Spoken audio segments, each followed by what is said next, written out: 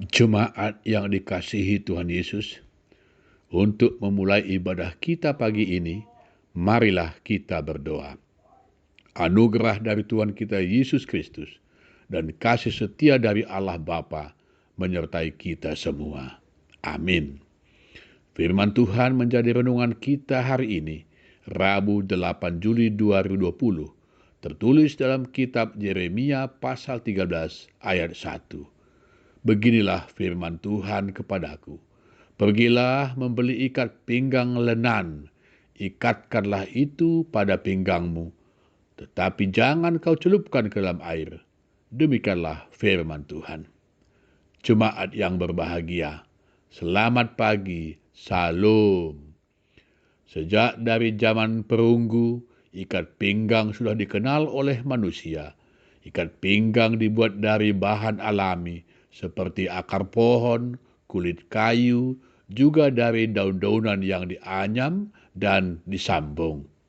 Selanjutnya, ikat pinggang dibuat dari kulit binatang seperti kulit ular, kulit sapi yang jauh lebih kuat dan tahan lama.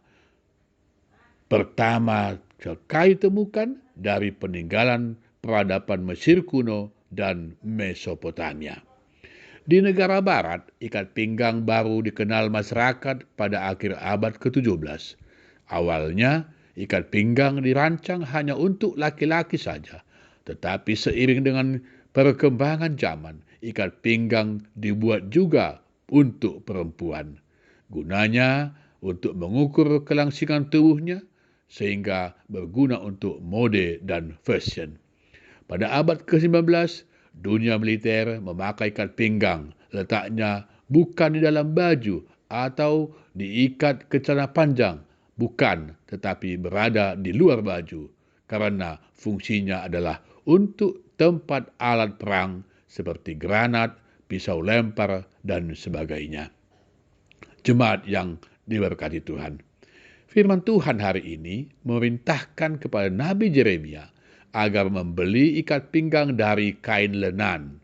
Biasanya ikat pinggang dipakai untuk mengencangkan pakaian seperti celana panjang supaya tidak longgar tapi kuat.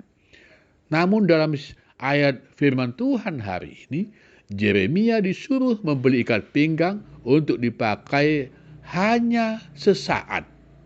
Setelah itu, Tuhan menyuruh Yeremia untuk mengubur ikat pinggang tersebut.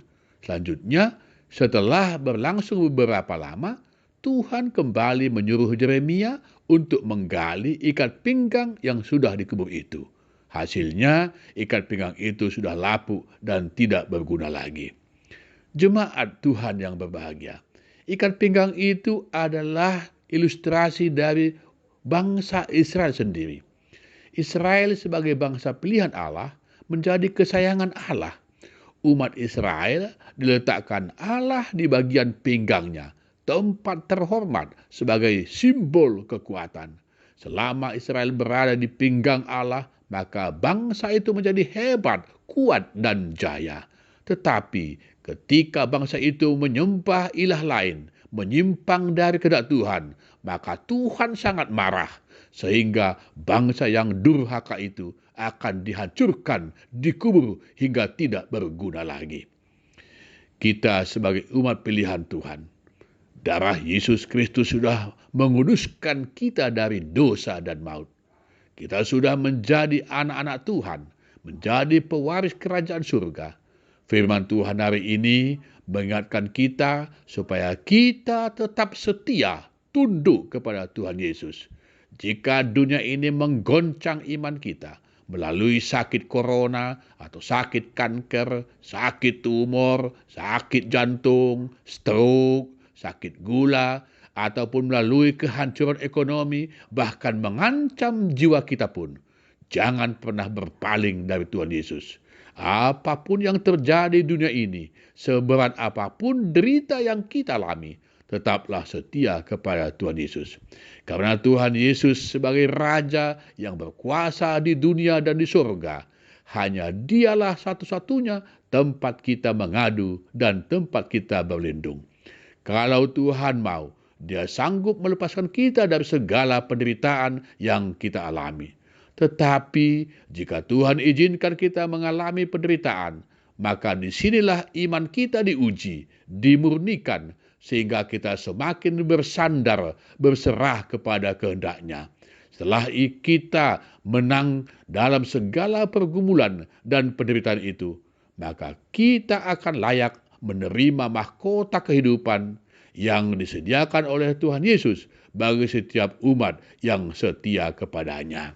Amin. Mari kita berdoa. Bapa kami yang di surga, kami mengucap syukur kehadirat-Mu di pagi yang indah ini. Jemaat-Mu yang sedang sakit, apapun penyakit yang mereka alami, Tuhan yang menyembuhkan mereka. Demikian juga jemaat-Mu yang sedang berduka, Tuhan yang menghibur mereka. Jemaat-Mu yang kena PHK, Tuhan cukupkan segala kebutuhan mereka. Jemaat-Mu yang hancur ekonominya, Tuhan berikan jalan keluar agar mereka dapat kembali membangun ekonominya dengan baik. Tetapi yang paling utama, Tuhan kuatkan iman seluruh umat-Mu agar mampu menghadapi segala cobaan dan penderitaan yang dialami, sehingga tetap setia kepadamu sampai selama-lamanya. Amin. Anugerah dari Tuhan kita Yesus Kristus dan kasih setia dari Allah Bapa dan persekutuan Roh Kudus menyertai kamu semua. Amin. Amin.